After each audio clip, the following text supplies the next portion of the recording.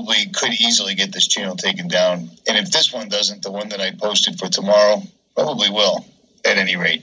What's up, YouTube? It's Richie from Boston, obviously. So, Bob Lazar doesn't want any attention. And yet, he has some ridiculous Central Intelligence Agency operative named Jeremy make a documentary about him. Bob Lazar has been under attack for the last 30 years. Now, Bob Lazar was just kind of a side note that most people knew was complete and total bullshit. Period. The story he gives us is the guys at Area 51 are monitoring his phones and discover his wife is having an affair. So they can't have that. They know about it, but Bob doesn't. And they don't tell Bob, according to Bob. What they do instead is they don't allow him back into Area 51 so they can watch him to see if he's going to freak out. Your wife started thinking that you were having an affair. Yeah, apparently so. Now, I did give my permission to have, as part of the, security clearance process, I gave written permission to have the phones monitored and things of that sort. So they weren't doing any covert stuff. They, with any Q clearance or which is civilian top secret clearance or military top secret clearance, they go talk to friends and, places you've been, make sure you're not connected to foreign countries. But, monitoring your phone is nothing unusual. However, they insisted that, you don't even talk to your loved one, to your partner, to your wife, whatever, about what's going on. So she was essentially in the dark and didn't know the phone was being monitored. Well, part of the security clearance is that not only do you not have any connections to foreign countries and aren't a maniac, but you have to have a stable home life too. Well, she started having an affair with a flight instructor. Now, they were monitoring this on the phone, and they knew it, and I didn't. So they stopped me coming in, and their attitude at the time was, we need to see how this is going to play out, and if Lazar is going to get a little weird or anything. So let's just, hold him off from coming in and, see what happens. They're going to watch him to see if he can freak out. If he's going to freak out about information he doesn't even know. But according to Bob, they just don't let him in the building anymore and don't tell him why. Now, that would probably cause someone to freak out. But I digress. So what Bob does is he freaks out that they don't let him in Area 51 anymore. And he instantly, totally, completely, and 100% goes against national security, the non-disclosure agreement, the mountain of paperwork that he did the first day that he worked at Area 51. The first day, I didn't really get to see a whole lot. The first day was essentially just paperwork. That's when I flew into Area 51 proper. And I left McCarran Airport and flew what they call the Janet flights. Just, passenger plane from Las Vegas to Area 51. And it was really just going through mountain paperwork that day. From security clearances to... it was like 2 or 3 hours of just solid paperwork, and that was really an uneventful first day. And nothing happened. He brought his friends to go watch these UFOs be test flight flown. Not once, not twice, but thrice. And on the third time, they bring him in. Because they heard him, according to Bob, they were standing right in front of him and his pals that were watching the test flights of the alien UFO for the third time. Bob and his friends start talking to each other while they're watching the test flight at Area 51, saying, we're going to break in and steal that thing. We're going to steal it. We're going to destroy that place.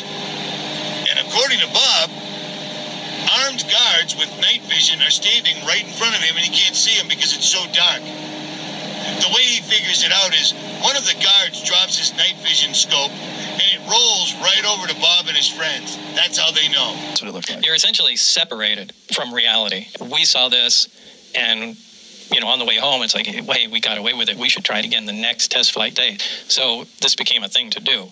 And I think it was on the third time that we got caught. I mean, we started becoming a little careless. I think we took a motorhome out there. And, it was like the stupidest thing you could possibly imagine. Started tailgating. Yeah, it was ridiculous. Blown.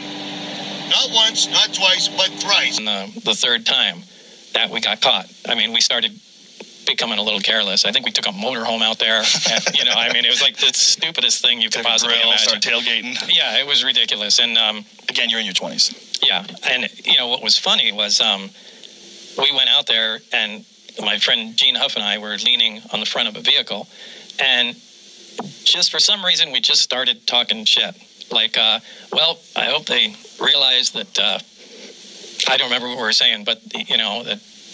It's something about attacking the base or something along those lines and stealing the craft or something like that. Something crazy. And then about 20 feet in front of us, we see a little green light fall on the ground and roll to us. And unbeknownst to us, now it's pitch black. You can't see your hand in front of your face. There were a bunch of guards standing right out there, and they had a night vision scope where they were like from here to the wall looking at us, listening to us. And the guy dropped it, and the scope rolled over to us, and you could see the green screen. We turned the lights on, and all these guys were there. So it was, whoa. Yeah. So we did incredibly stupid stuff and got caught, as we should have. So when they catch you and they bring you in, then what happens? Well, I went in for debriefing. The following day, I went to Indian Springs Air Force Base, which is kind of a defunct base that they used to use at the nuclear test site. We're going to break in and steal that thing. We're going to steal it. We're going to destroy that place. And according to Bob, armed guards with night vision are standing right in front of him, and he can't see them because it's so dark. The way he figures it out is one of the guards drops his night vision scope, and it rolls right over to Bob and his friends. That's how they know. So now the guards just heard this guy who's broken his non-disclosure agreement, I don't even know how many times, with the government about an alien spacecraft, the most top secret thing on the planet Earth right now. They bring him in and let him go. All is well. No big deal. According to Bob, they didn't know what to do with him. It's from there. What do they do with you? Why don't they arrest you? I don't know. I don't know why. I'm not sure they knew what to do, but they did let me go. Yeah. Our government and the black ops community that run things like forbidden technology, chariots of the gods, they don't know how to kill people. They wouldn't have a clue. They certainly could have made Bob Lazar disappear. I mean, he lives such a straightforward lifestyle. Married to 2 women at the same time. One of his wives dies from poisoning from some element that not many people could actually even produce, except Bob Lazar. Bob Lazar also opens up a brothel, or tries to open up a whorehouse with his second wife. Bob Lazar also doesn't want any attention, but he puts a rocket engine on his Honda Accord, or whatever it was, Honda Civic, and drives it around for months or years, to the point where he was allegedly in the newspaper. Of course, we don't have that newspaper. And of course, Bob's good, right? Bob's good, because I've seen some other big YouTubers that would much rather believe in aliens than just God. And you know why? With God, there's consequences for your actions. With aliens, it's all good. Storm Area 51.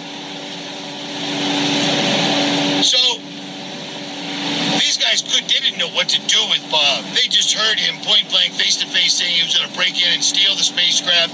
He was going to break into a military base. They didn't know what to do, so they let him go, according to Bob. Now, Bob's lifestyle involves machine guns, blowing shit up, all sorts of other really wacky, non-physicist type behavior. They could have easily made Bob Lazar disappear, but they didn't. Do you know why? I bet you do. My imagination has been weaponized. I want your imagination to be weaponized. Weaponize your curiosity. That's my goal, to weaponize your curiosity. My curiosity was weaponized from that weaponization of my curiosity, and I really hope to weaponize people's curiosity. Weaponized my curiosity. My curiosity was weaponized. I want to weaponize your curiosity. Have a weaponized curiosity about. My imagination has been weaponized. I want your imagination to be weaponized. Weaponize your curiosity. That's my goal, to weaponize your curiosity. My curiosity was weaponized from that weaponization of my curiosity, and I really hope to weaponize people's curiosity. Weaponized my curiosity. My curiosity was weaponized. Because suddenly, in the last couple of years, we're having soft disclosure of aliens on the news, in the military, at the Pentagon, absolutely everywhere. So then up pops Jeremy making this horrible video. Now here's a side note. My entire life growing up, I got accused of looking like Mickey Rourke before he got really bad plastic surgery. Can you see it? Maybe you can. I don't know. At any rate, having the punch-drunk pugilist narrate your movie, the thing is he's not narrating. He sounds like he's reading fortunes off a fortune cookie, and you can't even understand what he's saying. It's laughable, but it keeps going. Jeremy claims the whole premise of the movie, the documentary that I did have to watch, the whole premise of this is it starts out with him with, it looks like makeup and hair gel and all this other stuff in his bathroom talking on the cell phone about how they got raided as they were making the movie. Well, making a documentary doesn't take one day. So throughout the course of it, they got raided. Now Jeremy tells everybody, Jeremy and Bob were having a secret conversation at a secret location that nobody knew about, and yet when the FBI raided them, they read it back to them verbatim, word for word. It was the most important information Bob Lazar has ever told another human being, and the FBI heard it. That's why they raided him. Problem is, the day before this conversation, if you look it up, the FBI, the warrant for the raid was the day before. So that entire premise is gone. It's a lie. Second of all, this groundbreaking information that Bob transferred to Jeremy, which, according to Jeremy, caused the FBI to raid them, he never tells you. At all. Just like the guy that he found that did the security clearance for Bob Lazar to go to Majestic level. He found him, spoke to him 3 times, but has zero evidence whatsoever at all. They did the security clearance for him in 1989. Was it difficult to find these individuals? You know, Facebook is a heck of a thing. Is that you know? I found the guy that did the security clearance for him to be able to work at the base. The guy nobody could find for 30 years. How'd you find him? Facebook. Mike at Thigpen supposedly did the background checks on Bob Lazar for clearance to work at S4. After 30 years, and this guy dodging you, I found Mike Thigpen. That's amazing. I couldn't believe it. He's on the East Coast. I called him. I've talked with him multiple times. You know, he won't go on camera. Surprisingly, Mike doesn't want to appear on camera, or on the phone, or by text, or by email. That's right. Again, Jeremy has zero proof of what he's telling us. Where is the footage of Jeremy calling him? Where is the footage of him finding him on Facebook? He actually talked to me, man. He talked to me 3 times. He almost went on camera with me. Because the guy didn't want to appear on video or in a movie. But he tells everybody he found the guy on Facebook. So the guy's on Facebook, but he's very, very private. According to Jeremy. Here's another wacky little thing. In the movie, now remember, Jeremy consistently and constantly uses the terminology weaponized. He uses weaponized terms. Like in my movie, I reveal the hand scanner Bob Lazar has been talking about for years that nobody believed. The problem with that is everyone knows about that hand scanner because it was in Close Encounters of the Third Kind. I mean, come on, man. It's right there. You were telling people since 1989 that there was some sort of hand scanner. They have a hand reader. I was told that it has to do something where it measures the bright light measures the bones. When you discuss this, people are like, this doesn't even exist. Yeah. I looked for that kind of thing all over the internet, never found anything. They said it was bullshit, it was science fiction. And Jeremy, you found this. I found it, so I was able to reveal it in my film. I never thought I'd see one of these again. It is touching after 30 years when no one will believe Bob. Jeremy hands him photos of this very hand scanner printed off the internet onto photo paper so Jeremy can pretend that they are original photos. Sweet moment. I can't believe you found a picture of this. But I tried to explain this to people so many times and they either didn't believe me or say, yeah, I'm sure there is. I'd hate to shine a light on Jeremy's investigative skills, But between Bob and the investigative filmmaker, someone might have noticed that this very scanner was used in one of the biggest sci-fi films of all time. Close Encounters of the Third Kind. And it's not in the background. A nice big shot of them using the scanner. 4 rapid pulses. After a 5-second interval, 40 pulses. Another 5-second break and 30 pulses. 60 seconds of silence and then an entirely new set of numbers. 40 breaks. Exactly how it was. This film came out in 1977, 12 years before Bob's claims. I mean, come on, man. It's right there. And it's not a fleeting glimpse. You see it for quite a while. It's unbelievable. Absolutely unbelievable.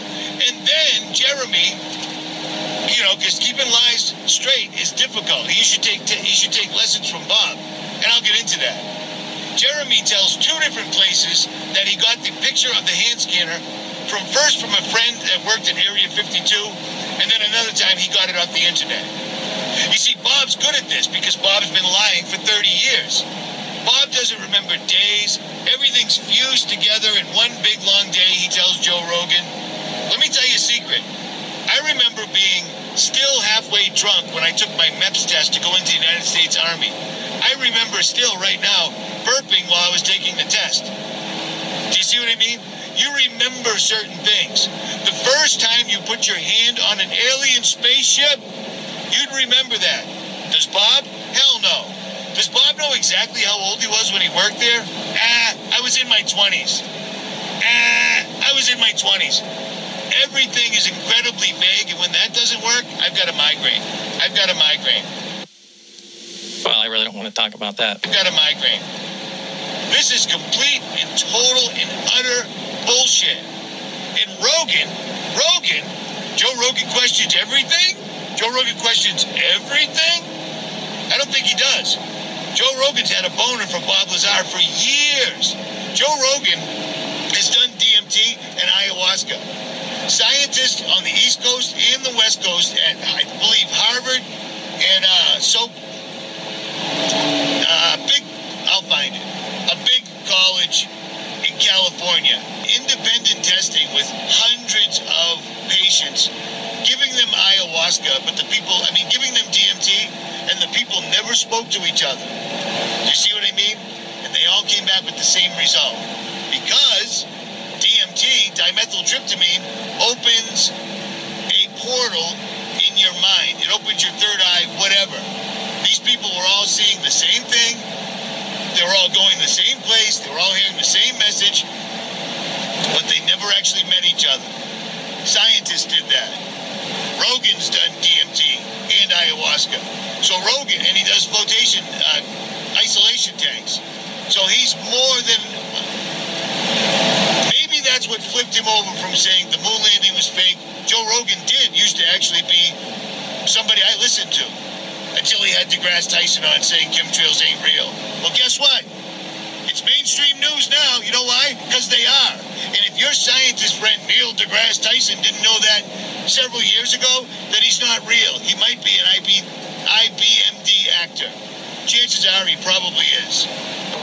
So many big YouTube channels that have a raging hard-on for aliens have covered this entire Bob Lazar, Jeremy Corbell documentary, narrated by Mickey Rourke. We carry out things. They direct our lives and choices, moment by moment. They're stowaways to the imagination emporium. Harnessed to hunches, polished with proof. They're like clothing you can't afford. At any rate, several of them, they've got great music, great editing, all this stuff, lots of viewers, no problem getting views on their videos, etc. That should be a hint. Well, Bob couldn't be lying because look at his body language. I'm studying his language. Bob is lying. Bob is completely and totally lying because every single solitary time he talks about paperwork, what day it was, where he was, how old he was, he can't remember.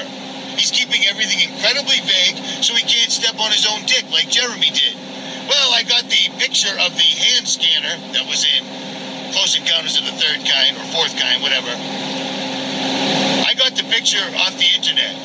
And then when he's on Joe Rogan, Oh, a buddy of mine got me that. He works in Area 52. Rogan show, he says he got them from a friend that works at Area 52, which is a straight out lie. Found it through a good friend of mine named Tyler Rogaway, and he had some good sources inside of Area 52. Stick to your story, Jeremy. The FBI raided during the film. There was an FBI raid during the film. He did get raided by the FBI. That's in my film. During filming on the 19th of July, Bob Lazar's business, United Nuclear, was raided by the FBI, along with several other departments. Oh my God. FBI identified themselves. There's bomb squad, computer squad, biological hazard squad, hazmat squad, the full gamut. We were told that this raid was triggered by a conversation Jeremy and Bob had the day before on the 18th of July in a secret location. Apparently, this conversation was amazing and included info that no one has ever heard before. Well, they still haven't heard it because we are never shown any of that conversation. A conversation that was built up from the beginning of Jeremy's film. Remember Jeremy play acting at the start? That's right. Like a lot of this film, we are just going to have to take Jeremy's word on it. What the fuck are you doing? They were able to repeat back verbatim a portion of the conversation that we thought was private. As the name implies, United Nuclear isn't your run-of-the-mill business. Just the look of that 90s website will send a shiver up your spine. Another strange thing is, this isn't Jeremy's first documentary. He's made many others. Hunt for Skinwalker, the Skinwalker Ranch, where he straight up describes exactly what Bob's claiming. He straight up describes what they are, and then completely jumps the shark and goes to UFOs.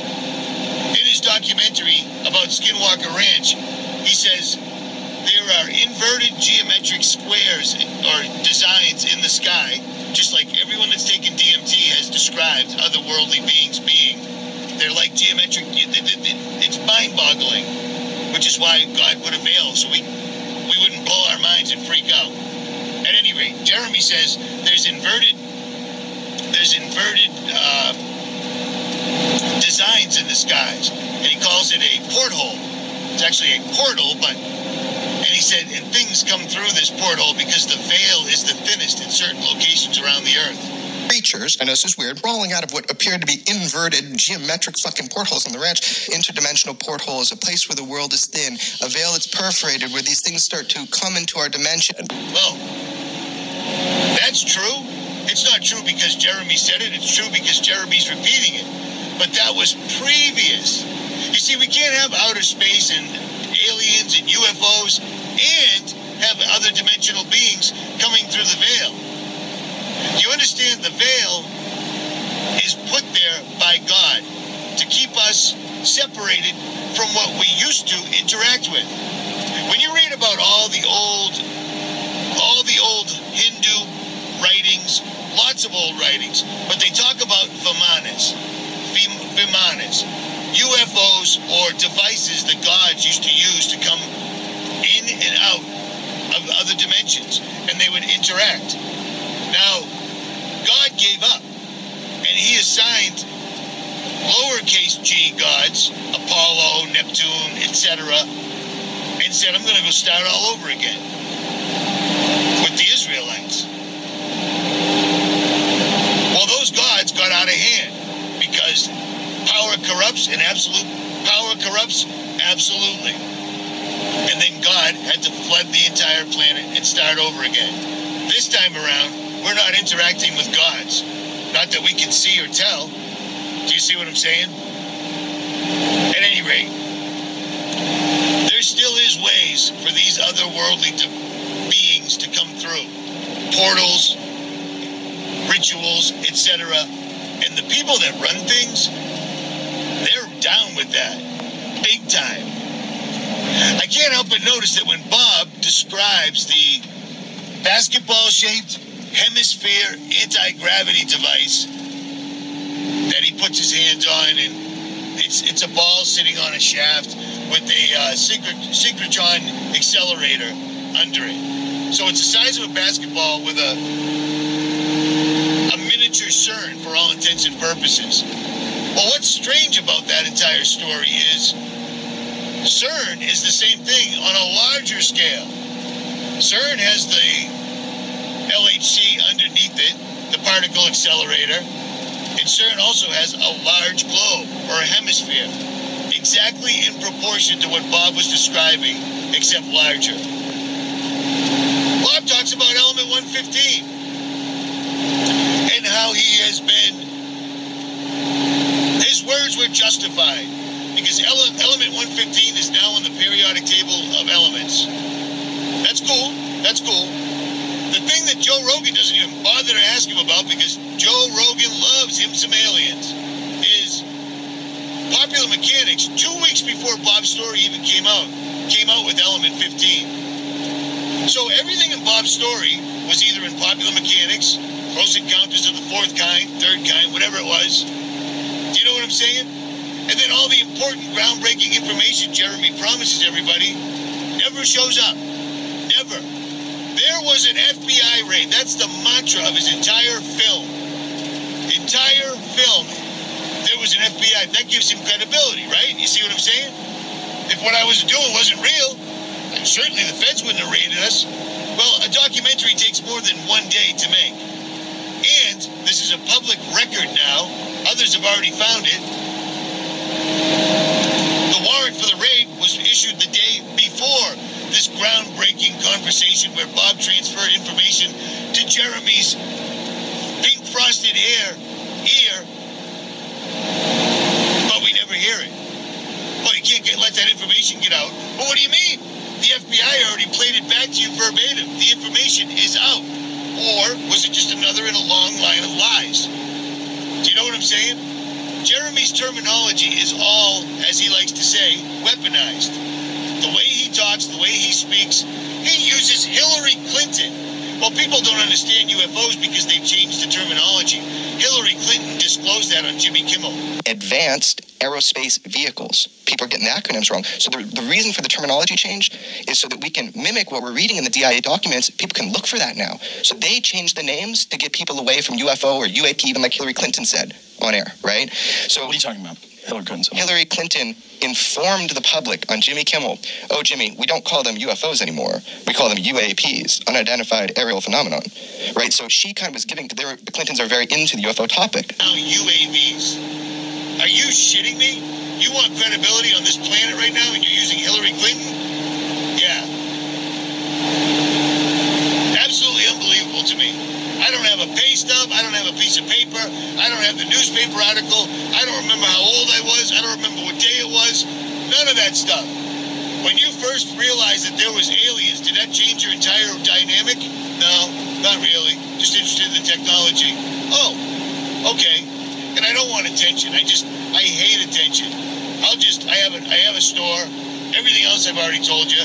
I just made a documentary that makes me look like an absolute asshole, but most people with their cognitive dissonance and the predictive programming that's already been in place will buy it because it's easier than God. God, there's consequences. If and when I ever see God, I got a lot to answer for. If I just make believe God's not real, makes my existence easier on this earth. I can do as thou wilt. You know what I'm saying? But I'm not doing that. At any rate, here's some questions that Forgetful Bob could answer. And not once did Joe actually put him on the spot.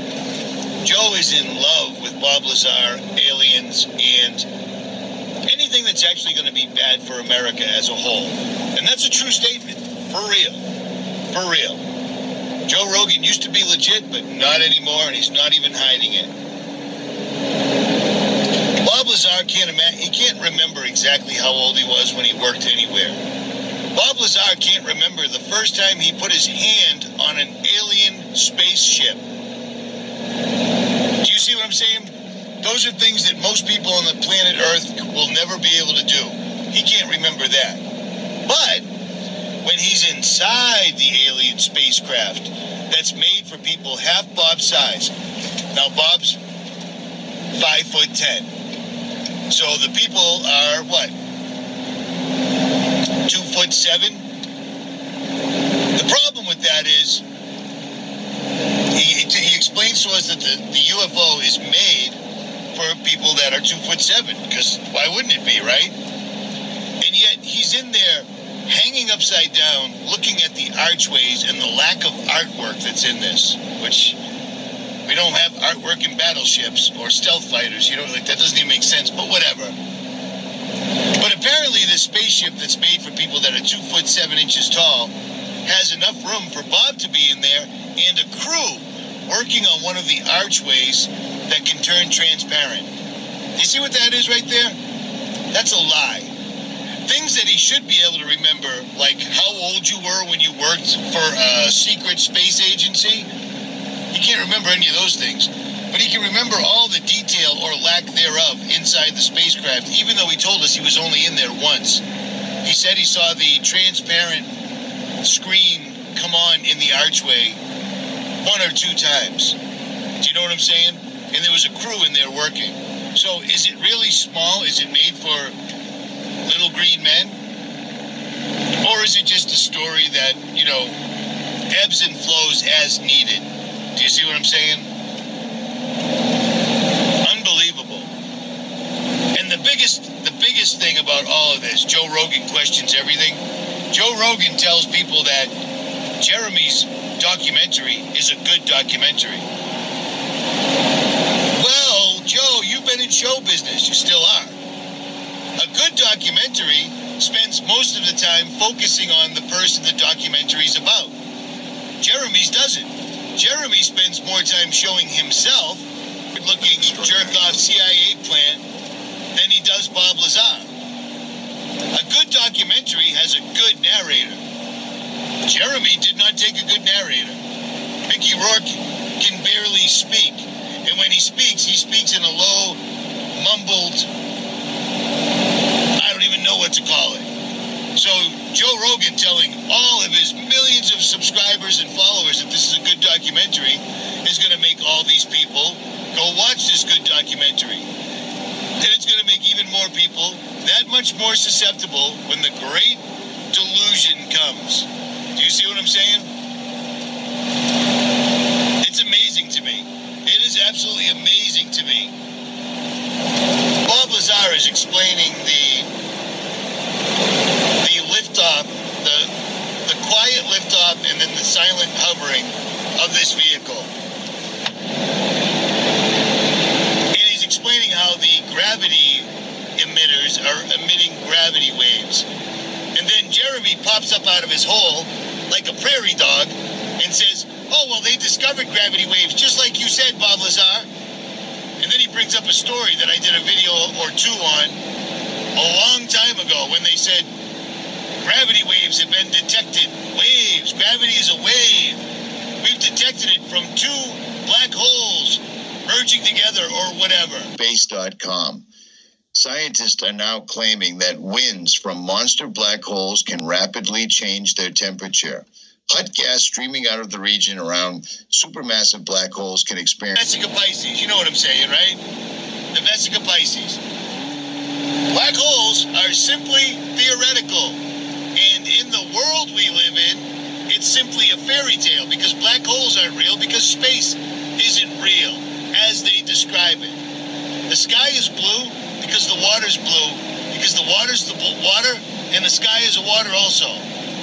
That's all there is to it. They use all these ridiculous stories. It just gets me. But then Bob goes on to say they were communicating with the guy who must have been sitting on the floor in there because it's so small. Except for the time I was in there and there was another crew working on it. Plenty of room for a crew in Bob Lazar, but I digress. He says the thing takes off and it wraps itself in an envelope of anti-gravity or some such. Gravitational waves. Well, from what we know from physics, if any of that's actually real, there is no way they were communicating with the guy inside with a UHF radio. No way. Now, I'm going to see if I can get my buddy who's a ham radio expert to explain this a little better, but we'll see if that comes to pass. And then, doing his job as a good COINTELPRO operator should, Joe Rogan starts talking about other people that have been talking about UFOs, how they're crazy, batshit assholes. It's so stupid. It's like talking to infants. And then he once again brings up the word that our good friend Alex Jones. You remember Alex Jones, the guy that was banned from the internet, scrubbed from the internet, taken off the internet. Except when he goes on YouTube with Joe Rogan, it gets what, 10, 12 million views? No problem. Do you know how much money he made from that? A lot. He brings up the word his good friend and our good friend, America's good friend, Alex Jones. He says that people that believe in things are schizophrenic. Just during the filming of the movie, people thought it was the movie's great, by the way. Thanks, Drew. And it's on Netflix right now if anybody wants to check it out. And if you're one of those people like me who, I've always loved the idea of UFOs. I became extremely weary talking to people who are UFO believers and UFO fanatics because there's so many of them that are full of shit. And not just full of shit, they're childishly delirious. Like the way they talk about things. I mean, there's so many people that I'm in contact. They reach me in the night and they explain to me what we're doing to the ocean is wrong. And like, you're like, okay. This is one of the reasons I didn't want to do the show. I'm sure. It's no joke. We've had people literally camp out on our front lawn and, in some ways I can relate to some of these people. Maybe some of them did really have some kind of experience or saw something and all their friends think they're crazy. But hey, now there's this guy I heard on the radio and at least he knows I'm not full of shit. So I got to talk to him. Right. And so most of the correspondence I get are people trying to get a hold of me going, Bob, you got to listen to me. I'm coming to talk to you. I'm driving from Oklahoma or whatever. But some of them are just fucking batshit crazy and they're frightening. There's a lot of schizophrenics that are involved in the conspiracy world. Schizophrenic. What's in the news right now? We need red flag laws so that people that aren't right, people that don't think like everyone else can be put in a mental institution because we're going back to the 50s with Donald Trump. You see how this is all coming together in one big thing? The timing isn't coincidental. The timing is all exactly as somebody that was managing a staged event would have it. We need to break out. We need to start doing the news. Let's have some military guys come out, break their non-disclosure acts. Nothing happens to them, and talk about UFOs. Then we'll have the vestige of truth-telling, the Pentagon, talk about them. And you know what? Let's tell airline pilots to talk about them. People that have been forever banned, they're all suddenly brought out to the forefront.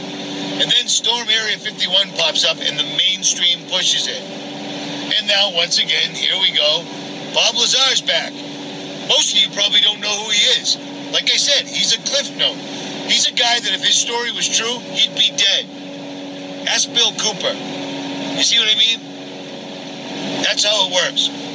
They don't care how flagrant it is. They'll just go right over it with some other news story. They own the media. Operation Mockingbird is in full effect and has been for years. Our entire program will be complete when everything the American people believe is false. Central Intelligence Agency Director said that. Our entire program will be complete when everything the American people believe is false. Central Intelligence Agency Director said that a long time ago. But you know what? If you want to believe in the aliens and Joe Rogan and Bob Lazar and this horrible document, it's a documentary. To have a successful documentary, you need to focus on the person that the documentary is about. You need to have, if you're going to have a narrator, have a great narrator. Not some mumbling guy who sounds like he's eating 3 jawbreakers at one time. Who's not even narrating. He's just saying random, nonsensical bullshit. Komodo slipped over the barbecue sauce like 3 bowling balls were singing the tango. Richie, that doesn't make any sense. Shh, I'm narrating for Jeremy's next film. Shh. You see what I'm saying? It's all bullshit. But they are pushing the bullshit. I'm going to get more flack from this for anything else, but I don't care. I don't care. This is helping them do everything we've been warning about for years, and I've been called crazy for years. Here it comes. Here it comes.